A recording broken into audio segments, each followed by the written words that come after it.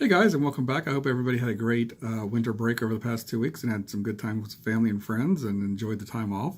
Of course, week 3 was extended over that period of time, so you had 2 weeks to complete the discussion board and make sure your points were turned in and get caught up if you needed to get anything caught up. So we are back at it this week, guys. Today is the official start of week 4, and week 4 will run our normal course up until next Tuesday. And week 4 is going to be a very interesting week. We are examining international treaties. So we're getting into international law a little bit this week as we examine when nations sign treaties and their responsibilities under treaties and how hard it is to enforce a treaty. We'll be looking at things like international regimes. And what I mean by an international regime is when a treaty is signed, there's always a mechanism put in place. Like when you sign the Paris Accords or the Kyoto Protocols, there's always some sort of an organization that's created that sets up standards, monitors things, makes sure that the treaty is being followed in terms of whether or not it's meeting its standards, issues reports, and those kind of things. So we'll be looking at those international regimes that have been established through international treaties. Now, what's very interesting about this, guys, and we've talked about this from week 1, is we'll be looking at the issue of enforcement this week again also. So when we sign these international treaties and we have these international regimes, so the question becomes there is, can they do anything? Can they make nations comply?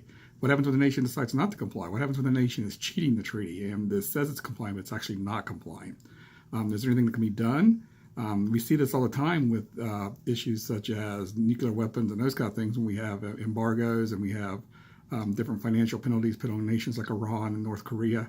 And the question becomes, do we do that with climate agreements and environmental agreements? And that answer usually is no. We don't rise to that same level of enforcement like we see in other areas of international law. So this should be a very interesting week, guys, as we look at international treaties, international agreements.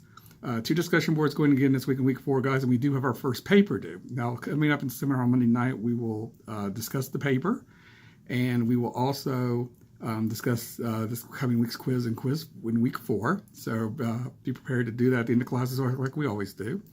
I'll be available for any questions you might have, guys. So remember, you can contact me, and I will respond within 24 hours. By text, email, whatever. Office hours again are on Tuesdays and Sundays from 10 to 11 p.m. Eastern time. So remember, you can contact me during those times as well also. So it should be an interesting week this week, guys, as we examine international law through international treaties and regimes. We're looking at non-government organizations again. One of our discussion boards is on NGOs again. So it should be an interesting discussion on their power and their influence as well. So with that, guys, I hope you have a great week and look forward to seeing everybody's interaction on the discussion board and look forward to seeing everybody Monday night in class.